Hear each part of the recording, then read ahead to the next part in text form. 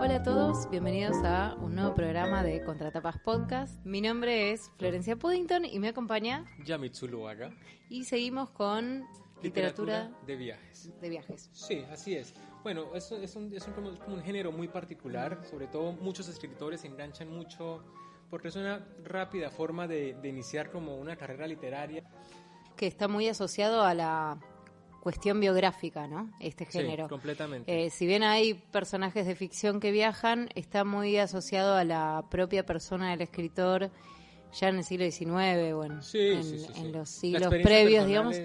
Claro, la experiencia de encontrarse con lo nuevo, de salirse de su propio esquema social y de vida y encontrarse con lo otro. Está muy asociado con la biografía, aunque no es limitante, ¿no? Pero hay muchos escritores que quisieron contar sus experiencias. O sea, encontrás mucha no ficción con este género, ¿no? O con no es un género, pero bueno, con este tópico. Una temática literaria. Y bueno, también es cierto que antes de tener la radio o la fotografía, bueno, era la única forma de conocer el mundo si no tenías la oportunidad de viajar.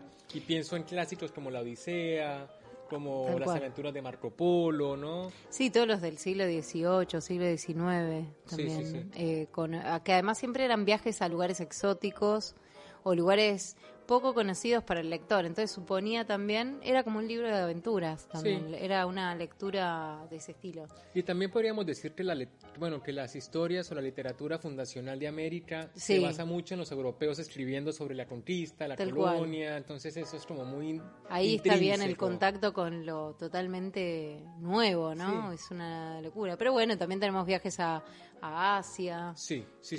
A la India, por ejemplo, tenemos escritores como Barico, que escribe Seda. Pensé en el mismo. ¿Verdad? Se hace como un recorrido para develarnos un aspecto que uno podría encontrar, por supuesto, la ruta de la seda en cualquier, película, documental, pero leerla bajo el punto de vista de un tipo que escribe es como... Sí, es diferente. Y además, Yusenar también tiene un montón, cuentos orientales, tal cual. Hay muchísima literatura. Bueno, y lo que decíamos la vez pasada, ¿no? Que también la experiencia de viaje se fue transformando en el siglo XX, no es lo mismo que en el siglo XIX o en el siglo XVIII o incluso... Bueno, es el siglo XIX, Seda se encuadra, ¿no? En el 1800, porque justamente viajar hasta China, que es el trayecto que hace el protagonista de Seda, llevaba 2 años, ponele, ir y volver. Entonces, bueno, nada que ver con ahora o con el siglo XX, ¿no? Sí, y también podríamos mencionar a la literatura de ciencia ficción, que siempre es un viaje a otro planeta, son viajes imaginados, ¿no? La fantasía, porque tenemos, todo como un encuentro con el otro, pero llevado al extremo. Digamos, sí, aparte es genial porque hay un personaje que es usualmente el viajero, el que sale de su contexto y se encuentra como... O sea, es como escribir sin saber qué va a pasar, sin saber cómo manejarse, ¿no? Es como ese encuentro con lo invisible, con el miedo también a enfrentar situaciones y bueno... Y la curiosidad, ¿no? En este libro también lo vamos a ver cuando se encuentren con los otros, cuál es la experiencia o la sorpresa que se llevan los protagonistas. Bueno, pero todavía no mencionamos cuál es el libro. Aparte es un librazo. Sí, hoy vamos a hablar de un libro que elegiste vos, Yamid, que es... Es En el camino, On the Road, en inglés, de Jan Kerouac. O Kerouac, porque no sabemos cómo. Digámosle Jan Kerouac, me parece más bonito. O más fácil, bien. De Jan Kerouac, norteamericano, nacido en 1922. Es un escritor del tiempo de la Segunda Guerra Mundial, de donde escribe este libro. Bueno, en realidad es de la posguerra, porque él escribe el libro en el 55, creo, ¿no? Sí, bueno, sí, sería... La guerra termina en el 49, es justamente ese periodo primero muy cercano a la como posguerra. De transición. Claro, de transición. Sí. Bueno, y a mí me hizo mucho pensar, justamente, ¿no? Porque pertenecía a la generación Beat, que era este grupo de escritores, no sé si ellos se autodenominaban movimiento, más bien como... Sí, yo creo que ellos tampoco sabían muy bien qué eran, pero tenían en común esos mismos ideales, ¿no? Que fueron también como las semillas del inconformismo con la guerra, de esa cosa, ¿no? de la estructura de la vida como nos las plantean no sirve para nada, vamos por la libertad, la democracia, la paz, sí, tal cual. el amor. A mí me hacía mucho acordar al existencialismo europeo, ¿no? Cual. Entonces tiene como una semilla de origen común para mí. este hastío por ahí también con la propia cultura y un poco en el existencialismo está esta cuestión de como una profunda tristeza de pensar que bueno, que si el hombre llegó a tanto, que nada importa. Si llegamos a matar a tanta gente, millones y millones de personas, los campos de concentración y demás, como que ya, ¿cuál es el sentido de la vida? Sí, la guerra fue como el punto máximo de crueldad, fue como una situación en la que las personas suponían que algo peor no podía pasar. Está toda esa sensación como de desilusión con el ser humano y a la vez de perder los valores morales o los valores éticos de la sociedad, no encontrarles más sentido, porque ¿cómo me vas a venir a decir ahora que está mal matar? Bueno, todos esos criterios que habían quedado muy trastocados, además es toda gente que atravesó la guerra, porque también Kerouac no fue a la guerra, pero nació en 1922, o sea que la atravesó ese bueno, periodo. Él estuvo en la Marina, pero le dieron de baja por principios esquizofrénicos. Claro, eso habrá que ver si estaba bien. Sí, bien documentado. Si lo habían diagnosticado correctamente o no bueno, sé. Eran tiempos confusos. Sí, eran tiempos confusos. Pero bueno, esta generación tiene esa particularidad de estar en la mitad, porque muchos participaron de la guerra ya fuera de forma activa o pasiva, y la evolución del movimiento, de la expresión de ese arte melancólico que iba en contra del sistema, después de haberlo vivido, fue toda esta revuelta de los 60, ¿no? Fue los hippies que se fueron como a cero estructura. Fue como al extremo, ¿no? Claro, dejemos todo esto que no funciona, cero política, vamos a la paz, al amor, a vivir en armonía, a fumar lo que encontremos. Y claro, esto fueron como la bisagra, ¿no? Te dio la oportunidad de que esa flor... El que abrió la puerta, digamos. Claro, emergiera. Y hay también otros artistas muy conocidos de la generación Beat. El más puede ser Alan Risberg, que es el autor de... El Aullido. De El Aullido. De Howl. Correcto, que de hecho te contaba antes de grabar que hace como un año vi una película que hace James Franco que se basa en El Aullido, es la narración del poema. Es esa, ¿no? La que está como ilustrada, pero a la vez te muestran el juicio. Y que él está ahí como en un centro de poesía o en un bar leyendo, puede ser otro. Bueno, hay muchas tal vez haya varias o no me acuerdo bien.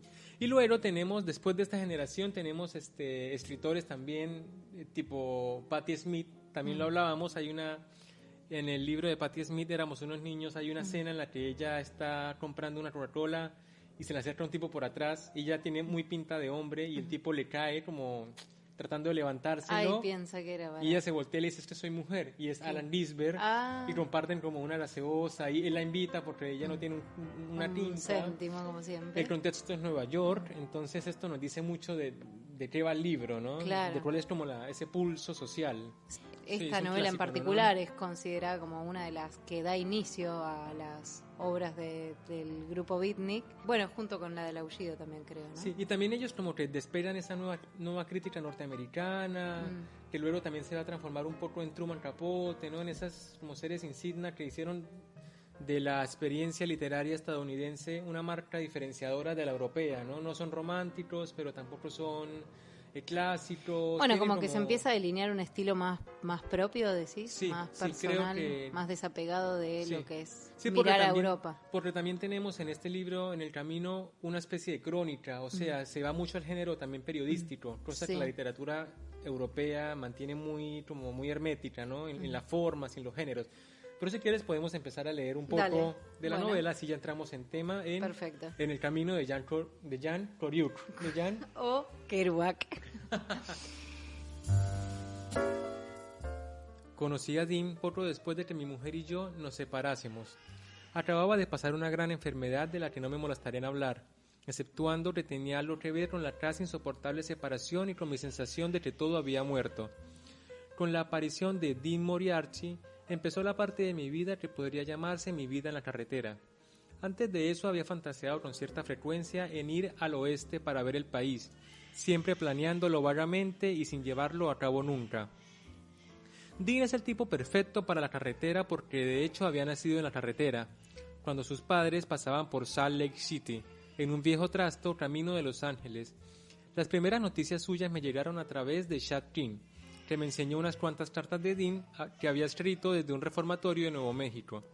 Las cartas me interesaron tremendamente porque en ellas, y de modo ingenuo y simpático, le pedía a Chad que le enseñara todo lo posible sobre Nietzsche y las demás cosas maravillosas intelectuales que Chad sabía. En cierta ocasión, Carlo y yo hablamos de las cartas y nos preguntamos si llegaríamos a conocer alguna vez al extraño Dean Moriarty. Todo esto era hace muchísimo, cuando Dean no era del modo en que es hoy, cuando era un joven talerero nimbado de misterio. Luego llegaron noticias de que Dean había salido del reformatorio y se dirigía a Nueva York por primera vez. También se decía que se acababa de casar con una chica llamada Marilu. Bueno, este es el comienzo de la novela.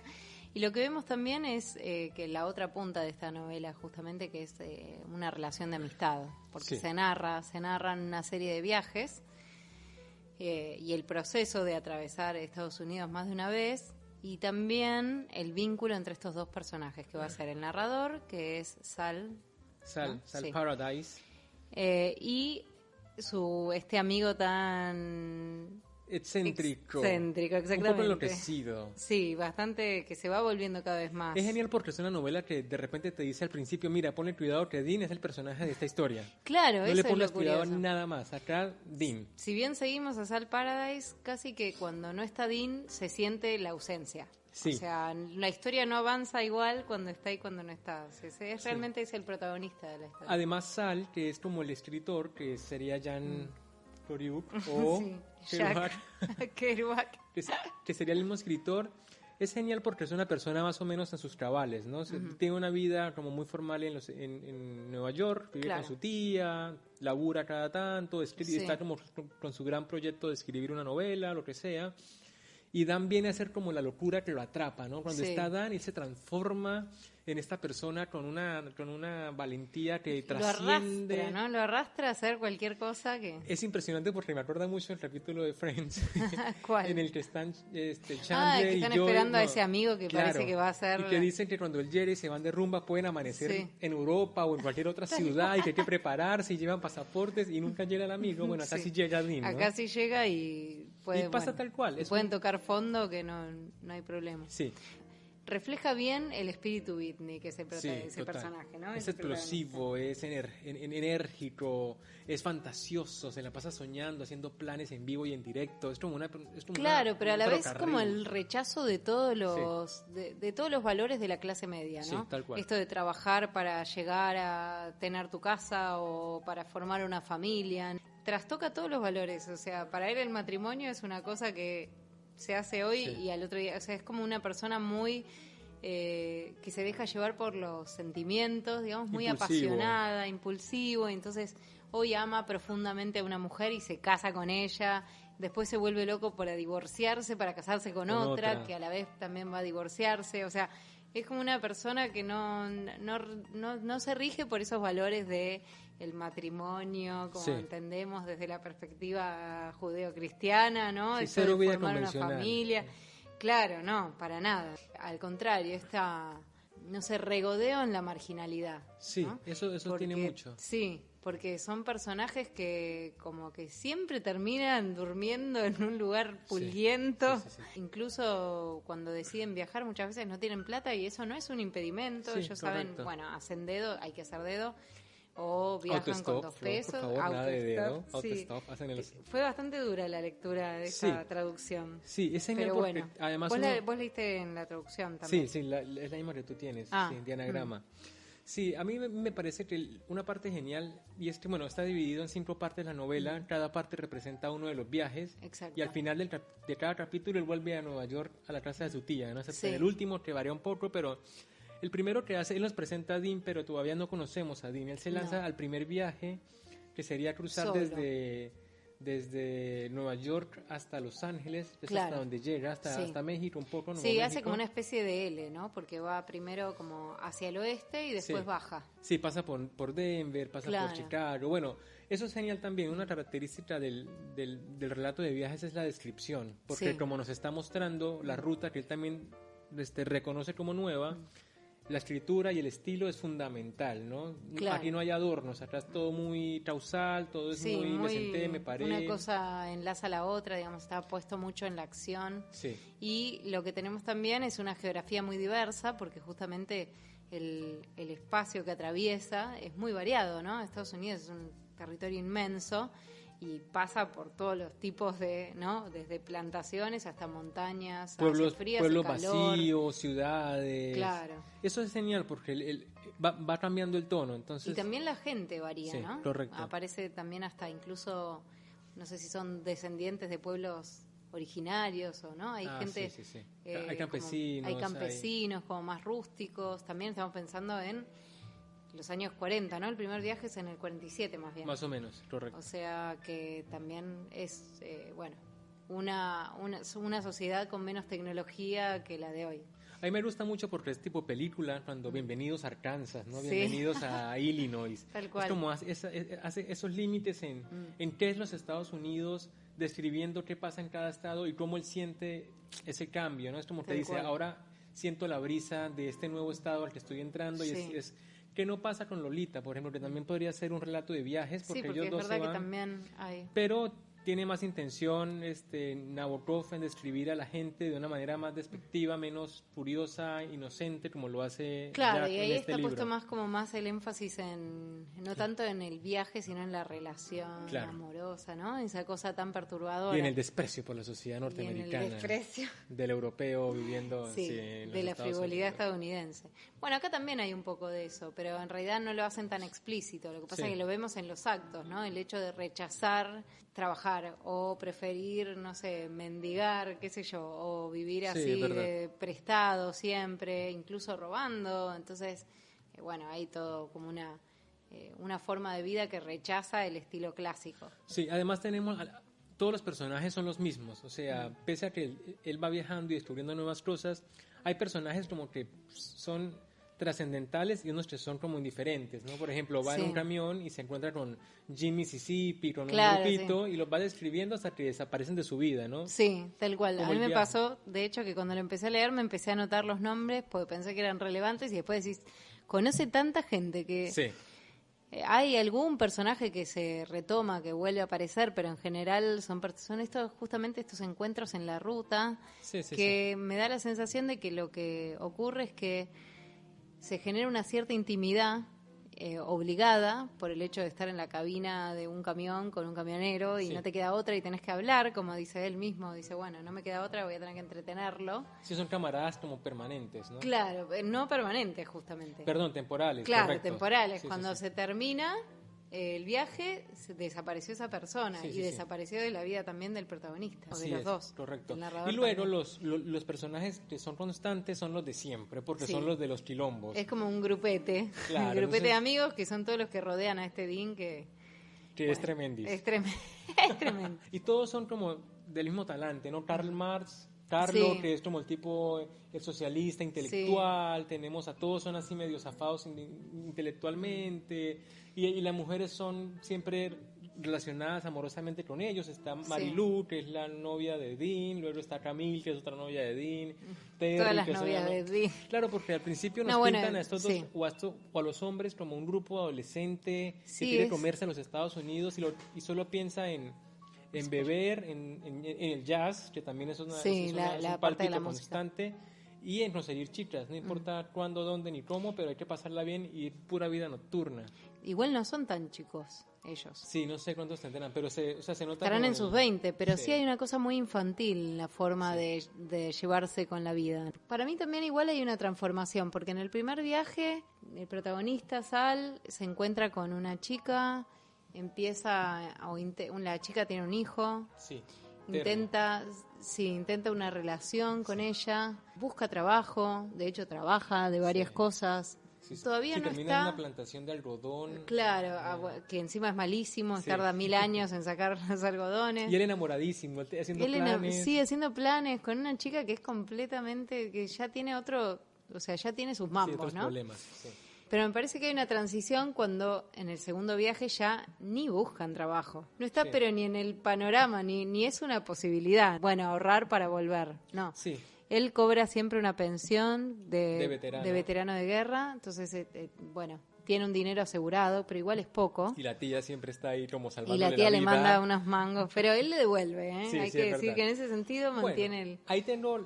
pero quiero decir, yo me imaginaba ahí como el último apego a esa cultura y esos valores típicos del norteamericano, ¿no? Sí. Porque lo que está mostrando acá es la contra del sueño americano, justamente. Claro. Eso de viajar a la América para construirse un futuro. Bueno, acá el viaje es para arruinarse, no sé, ¿no? Para, qué sé yo, tal vez haya algo de autoconocimiento, pero lo que sí no hay es una perspectiva de un proyecto de maduro, ¿no? Sí, no hay opresión, no hay ansiedad, no hay construcción. No hay una búsqueda de desarrollo profesional, por ejemplo, ¿no? O de esas, por eso decíamos esto de los valores. O sea, es lo contrario al sueño americano. Eso es cierto y es muy notable. Además, también tenía yo la idea de que esa transformación de la que tú hablas es como una curva, ¿no? Porque hasta mitad del relato, o sea, los 2 primeros viajes nos muestran a un Dean muy enérgico, ¿no? Que todo lo puede, que maneja como un loco, que consigue chicas, que cuenta, que es como... Es un personaje atractivo. A partir del tercer viaje ya empieza a verse a todos más o menos involucrados en problemas muy de gente ya crecida, ¿no? Sí. El hijo, el dinero, la casa, ¿qué va a hacer? Bueno, eso, ¿no? O sea, como Dean formó familias. Sí. Accidentalmente, no sabemos, pero... No sabemos accidentalmente porque con 2 hijos en cada, ¿no? De un lado 2 hijos, del otro 1, bueno. Después esas mujeres van a reclamar, igual las mujeres son también bastante libres, pero van a reclamar algún sustento. O sea, ahí ya empieza a haber una responsabilidad, pero Dean no se hace cargo del todo, ¿no? Él evade, pero en un punto esa evasión de la responsabilidad y esa ganas de solamente estar en el camino, como se llama el libro, empieza a hacerlo un personaje no aventurero y juvenil, sino un poco patético. Y pienso mucho en una escena en la que ellos están en Denver y están en la casa con una chica y en un departamento, y en un punto empiezan todos a decirle a Dean que por qué es así, que Camille está allá, que por qué la abandonó por venirse a viajar. Pero eso pasaba porque cuando se encontraba, por ejemplo, Sal llegaba donde Dean, de repente al toque se ponían a pensar en a dónde iban a ir, en qué ruta iban a hacer. O sea, era como una atracción peligrosa, ¿no? Sí. Como esa junta de ellos 2 con el grupito era una cosa desbocada que te podía terminar en cualquier aventura. También te muestra esa relación de amistad que hay entre ellos 2 y cómo realmente es un amor, quiero decir, un cariño, una amistad a prueba de todo. Es un amor platónico, Sí, hay una cosa como de que Sal le va a perdonar todo lo que haga. Sí, tal cual. A Dean. Y Dean muchas veces lo abandona en el camino, ¿no? De repente es el dueño del auto y dice, bueno, me quiero volver, me vuelvo, ya está. Y lo deja plantado.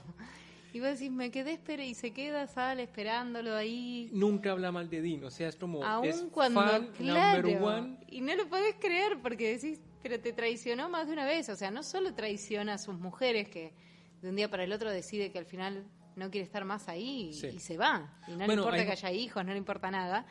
Que ahí es cuando vos decís, bueno, ¿dónde está o sea, ¿será que es medio loco? ¿Será que es un excéntrico? ¿Será que es un egoísta y simplemente hace lo que le manda el deseo y nada más? ¿Una persona arrastrada solamente por los deseos? Sí, también es una persona con traumas profundos, o sea, su infancia la pasó mal, como que la madre estuvo como que, no sé si murió o estuvo ausente todo el tiempo, el padre era un borracho, lo llevaba él para todas partes. Y el padre es una constante también en la narración, porque es alguien a quien aspira. Yo pensé que dije, bueno, capaz que este sea el hilo conductor de la novela, porque no hay muchos hilos conductores en realidad. Los viajes arrancan y terminan y se vuelve a empezar, y podría haber terminado ahí el libro en realidad. Podría haber terminado en la mitad del libro, o sea... Sí, podría ser una colección de viajes, ¿no? Viajes. No tienen como un hilo conductor que los atraviese. Exacto. Todos, además de los personajes y sus motivaciones. Yo pensaba en un momento, bueno, el hilo conductor es este padre que nunca aparece, que parece que siempre lo van a encontrar. Sí. Igual es ridículo también la aspiración, porque en realidad, ¿por qué? O sea, es una persona vagabunda que viaja de acá para allá. Podría estar en cualquier lado, o sea, es como decir... Cual. No, y espero encontrármelo. Y sí, pero no hay ningún indicio de que esté ahí, real. Sí, es cierto. ¿No? Igual es muy importante lo que decías de la cuestión de que a Dean no le importa nada, porque también habla mucho de la libertad, ¿no? Bueno, es como, ¿ves cuando no le dicen que hay amigos para todo? Que hay amigos para estudiar. Bueno, ese es un libro de amigos para la joda. Para la joda. O sea, ellos se juntan solo para viajar y para tomar y para escuchar jazz y para perderse en una noche completa, pero luego no los tienes nunca en un escenario tranqui. Una vez, en un lapsus, trabajan los dos cierto, como en una cosa, en un depósito o algo, y tienen maravillosos 10 días de estabilidad que duran 6 páginas, pero después todo es una locura, es como una cosa tras otra, es como que no se están quietos nunca. Es lo que importa, porque es como están en la carretera precisamente, ¿no? El movimiento es parte constante del relato. Es que creo que otro de los valores que derriban de la sociedad tradicional, digamos, es el valor del dinero. Ellos nunca ahorran, o sea, el ahorro siempre es para viajar, o sea, lo sumo, juntan una plata y me di cuenta que seguro que Dean había vaciado su cuenta, ¿no? Siempre dice... Y es porque por ahí compró un auto todo destartalado para poder seguir en la ruta y digamos, bueno, no está el valor del ahorro, que es otra base, un pilar fundamental de la clase media también. Sí, aparte el despilfarro, llegan en un punto cuando van para Ciudad de México. Cuando tienen plata es terrible. Claro, ¿no? Es terrible, entonces... Te duele, a mí me cuesta un poco. No pueden derrochar tanto, ¿no? Sí. No. Hay un punto, hay otra escena también, es que todo es una colección de escenas así muy bizarras, muy difíciles de creer, que pasan la frontera con México, van para Ciudad de México y entran como a un pueblo con ese chico Víctor que los guía, que entran como a una especie de prostíbulo y ahí se gastan cuanta guita, invitan a todo el mundo. Claro, porque cuando cruzan la frontera se dan cuenta que el dólar americano tiene un valor mucho mayor, entonces son millonarios. Enloquecen. No lo pueden creer. Y bueno, y lo que gastaban en comida en Estados Unidos, acá lo gastan, pero de todo, ¿no? Hacen lo que sea, son reckless, no son como imprudentes en el sentido valiente del asunto. Y también es una cuestión, yo creo que por eso pegó muy bien el libro en los Estados Unidos, porque mostraba una cara de la libertad americana u occidental muy difícil de devanar de manera tan sencilla, ¿no? Es como, somos jóvenes y hay que vivir la juventud, y eso se vive así, ¿no? Tomando, escuchando jazz, viajando, viviendo el amor, enamorándose. También con lo que vos decías antes de que Dean después empieza a ser patético, que es, bueno, justamente porque este estilo de vida es difícil asociarlo con la vejez, es difícil asociarlo. De hecho, bueno, los personajes son jóvenes. Jack Kerouac murió a los 42 años, o sea que también... Creo que un poco más, 47 puede ser. 47, bueno, puede ser, pero antes de los 50. Sí, es cierto, 47. Alcoholismo, ¿no? Y porque te da la idea de... ¿Vos viste las fotos de Axl Rose actuales? Sí. Ah, bueno, sí. Viste que como que el rock pasa un poco lo mismo, ¿no? El personaje del rockero, cuando ya pasa cierta edad, salvo que sea los Rolling Stones, que se mantienen aún siendo los bien. Rolling Stones. Sí, pero digamos como que terminan convirtiéndose en viejas derruidas, ¿viste? O sea, es como que no es el espíritu rock and rollero ver a un señor que posiblemente sale del concierto, no sé, a ponerse una inyección de penicilina. Las compras claro, y se tiene que hacer los rulos, la respiración con oxígeno porque no puede. Exacto. O sea, digamos como que hay algo que tiene este libro, que es un libro con un espíritu joven, que de ninguna manera, y bueno, y que empieza a no funcionar también al momento en el que también Dean empieza a ser más grande o tener y acumula compromisos que ya no puede evadir, acumula compromisos y achaques, ¿no? Porque el cuerpo también empieza a pasar factura. En un momento anda con un dedo ahí como... Con un dedo casi podrido, además dice que se agarró una infección crónica, o sea que va a tener dolor para siempre por no cuidarse. Bueno, justamente la contracara de llevar esa vida tan al límite, ¿no? De estar desafiando constantemente, los límites físicos también. Sí, es un libro juvenil. Es un libro, que me parece que ese es el atractivo también, porque ¿quién no quisiera vivir de juerga, no? Sí, y aparte es generacional, por ejemplo, hoy pasa lo mismo, ¿no? Es como, por ejemplo, lo laboral que nos pega mucho en estas épocas. Es como la gente que quiere ser hoy freelance, ¿no? O sea, o que se devana por eso, porque tiene la posibilidad de trabajar en cualquier parte del mundo, porque puede viajar, porque se maneja sus propios horarios. Pero al final, si te duele una muela, lo mejor es tener un plan bastante bueno, ¿no? De salud. Totalmente, tal cual, sí. Sí, y además como que llega un momento que... a mí otra cosa que me interesó del libro es que también se replantean varias veces, ¿por qué estamos haciendo esto? ¿Por qué estamos viajando? ¿No? Es la búsqueda eterna, es encontrar algo, pero no importa que sea. Es algo que eso es lo que me gusta, diferente. porque igual están buscando el sentido de sus vidas. Sí. Entonces ahí es cuando yo lo asocio un poco también con el existencialismo, porque me parece que son personajes que le han perdido el sentido de la vida. No sé si por la guerra o porque no encajan ya de entrada en una sociedad que tiene un estilo y que bueno, o porque son jóvenes revoltosos. O porque son jóvenes revoltosos que la quieren pasar bien. Porque además es la primera generación de jóvenes que viven en un mundo diferente. Antes de la Segunda Guerra Mundial, el joven no tenía adolescencia, pasaba del pantalón corto al pantalón largo, o sea que a los 12 años, 13, 14 empezaba a trabajar y empezaba a buscar esposa. O sea, a los 24 tenían una vida de adultos, de señor responsable. Después de la guerra, bueno, que en realidad después de la Segunda Guerra Mundial se crea lo que se llaman la adolescencia, que es un periodo entre los 12 y 18. Sí, es un fenómeno sociológico porque es gente que necesita encontrar su identidad, ¿no? Y tiene la posibilidad de hacerlo. Antes, como que si tu papá era carpintero, pues tú eras carpintero. Y sí, tal cual. Nadie te preguntó. Y si tú eras aristócrata, pues ibas a ir a la universidad, si no te tocaba trabajar. Después de la Segunda Guerra, esa libertad se amplía y tú puedes ir a estudiar cualquier cosa, hacer cualquier cosa o no hacer nada.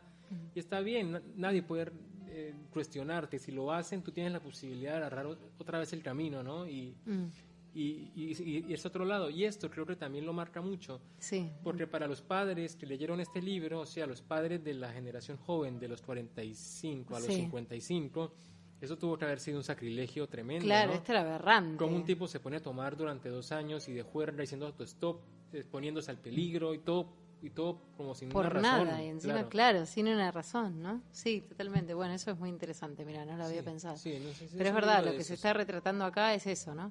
Hay una búsqueda de identidad, pero que no se resuelve al final tampoco. No, pero es que no se resuelve porque al final es como que ellos no superan ese momento de juventud, es como que nunca se crece. Nunca salen de Tanto ahí. así que en la vida real, Jack, el escritor, pues tampoco logra manejarse en términos adultos, más maduros, ¿no? Entonces, muchas biografías dicen, bueno, lo que uno puede mirar en internet, que se agobiaba cuando tenía que ir a entrevistas, no le gustaba. Ahí se pone. O sea, fue difícil para él publicar, entonces todo eso nunca lo aprendió a manejar, tanto así que viró para el alcohol y terminó muriendo por causas. Es decir, la vida le parecía insoportable hasta el momento en que se murió. No es que fue un despertar juvenil y luego encontró alguna estrella a la que seguir, sino que esta fue como su constante. Totalmente. Que tuvo que haber sido igual a la de Dean, o sea, si... Y bueno, sí. Suponiendo que Dean existió, muerto debe estar. Sí, seguro, porque si estaba todo infectado a los 20, 25, con el dedo infectado, no sé qué habrá pasado. Sí, bueno, por eso, refleja un poco el propio espíritu de ese grupo, ¿no? Sí. A mí me gustaría también mencionar algo sobre el estilo del texto. No sé si se llegó a notar en el fragmento que vos leíste, pero hay oraciones larguísimas. Sí, es cierto. Escasa puntuación. Y bueno, una nota de Infobae que recupera algunos fragmentos de entrevistas y declaraciones que hizo el propio Jack Kerouac acerca de qué es escribir y acerca de cómo escribe él y por qué escribe de esa manera. Sí. Y me gustaría leer ese pedacito. Ninguna selectividad y expresión, sino seguir el libre desvío de la mente hacia los infinitos mares de pensamiento. Zambullirse en el océano del inglés sin otra disciplina que los ritmos de exhalación retórica y de la narración protestada, como un puño que cae sobre una mesa con cada sonido completo, bang. Y después, con respecto a la corrección y a la edición propia, ¿no?, de los textos, el autocorregirse antes de publicar, dijo: pasé toda mi juventud escribiendo despacito, haciendo correcciones e interminables especulaciones y tachaduras, y lo único que conseguí fue un día escribir una frase, y la frase no tenía sentimiento. Bueno, entonces un poco ahí lo que refleja de esa forma quizás un poco más poetizada es que es un autor que le gustaba, que escribía mucho. De hecho, este libro lo escribió en 3 semanas. Sí. Que no le gustaba corregirse ni editarse. Es que a nadie le gusta, pero realmente...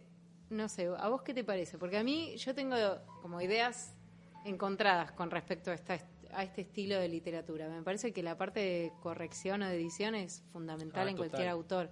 Igual acá se nota que hay un trabajo estilístico muy bien logrado. O sea, a lo mejor no se corregía, pero sí, lo que él dice, escribía muy despacio. Entonces iba revisando, porque, a ver, hay metáforas preciosas. Cuidado, no dice que cuando era joven escribía despacio y que ahora... todo lo contrario. Claro, claro.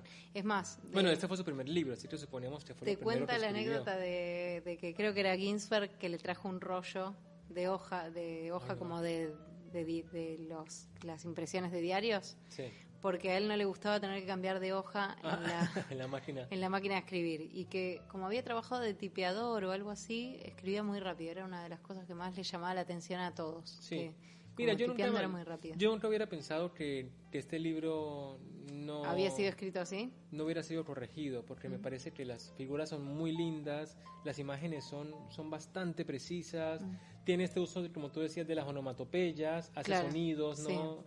Incluso recrea un poco el ritmo del jazz, tal cual. Sí, yo creería que, si bien, bueno, tampoco sabemos cuál fue la versión original. Claro, a mí me cuesta un poco hablar del estilo porque no tuve ningún acercamiento con el texto original, ¿no? Claro. Y esta traducción es demasiado distante, o sea, no sé cuánto usa de lunfardo, qué vocabulario, cómo son las imágenes. Bueno, aparte eso nunca se puede capturar cuando se traduce, porque habría que ser estadounidense en todo caso, claro, ¿no? para saber a qué se refiere con pero qué encima cosas. de esta hay algunas imágenes que, por ejemplo, cuando dicen que se drogan y en inglés se dice como estar high, que es como irte a las nubes, y acá ponen estábamos altos. O colocados. Bueno, colocados también pone. Me fui al baño a colocarme, pero estábamos altos, ni siquiera es una expresión de España, o sea, tradujeron literalmente cualquier cosa. Sí, bueno, eso es también errores de la traducción y eso le confiamos en Anagrama. No, es que Anagrama no es muy bueno, no son muy buenas las traducciones. Pero bueno, a mí no me gusta tanto esa perspectiva, no sé, me parece que lo que diferencia a una persona que escribe en su casa de un escritor es que hay un cuidado, hay un recelo, ¿no? Con respecto al estilo. Y hay una obsesión también, ¿no? En la forma de encontrar una voz, porque al final también es cierto que es un libro que podría ser un diario de cualquiera. O sea, no sé si uno pudiese diferenciar la prosa de Jack comparando sus 5 novelas o 6, ¿no? Claro. Diferente a otros escritores como Proust, ¿no? Como que uno lee un párrafo y uno puede más o menos, esto es más o menos Proust, porque tiene identificado el ritmo, ¿no? El tono. No, y sin ir más lejos, dentro de la generación beat, qué sé yo, por ejemplo, el Aullido que mencionamos antes, bueno, es una escritura que, si bien... Es bélico ese poema. Claro, es súper bélico, ¿no? Combativo, pero hay un juego del lenguaje que es mucho más potente. O sea, uno, no sé, también es un poema, entonces las imágenes tienen un lugar mucho más preponderante que en una narración de como 400 páginas, ¿no? Sí. Pero me parece que está mucho más logrado desde el punto de vista estilístico. Sí. Y conserva algunas cuestiones que son similares a las de Kerouac, por ejemplo, la puntuación, ¿no? Hay una, en ese poema, sobre todo si escuchan la versión narrada, que es la que escuchaste vos en la película, que está en YouTube también. La narración es como una enumeración, suena como a un martillazo, pero está, me parece, como más logrado.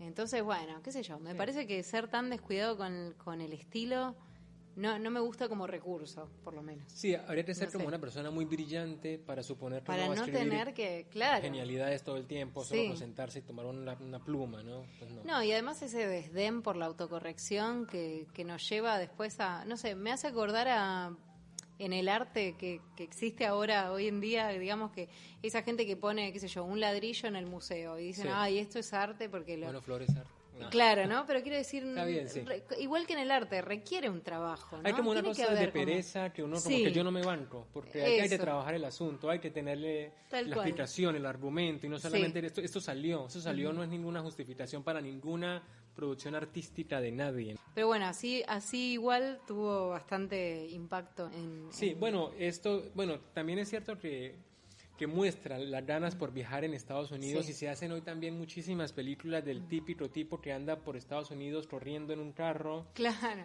viviendo, tipo Forrest Gump. Claro, viviendo como la libertad, ¿no? Claro. Que ofrece América. Bueno, hay una película de este libro, no sé si vos la viste. No, yo no la vi. No, yo tampoco la vi. Y también leía que, por ejemplo, este libro puso en el estrellato a la Ruta 66, por ejemplo, que la menciona solamente de pasada, ciertos lugares, hay mapas, hay gente que va y recorre Estados Unidos con este mapa, con este libro como guía, entonces fue una sorpresa, pero una sorpresa que sobre todo más allá de los logros narrativos, lo que logra es como identificar el pulso estadounidense en su contexto, porque hoy no sería tan relevante a menos que uno fuese hijo de la posguerra. Claro.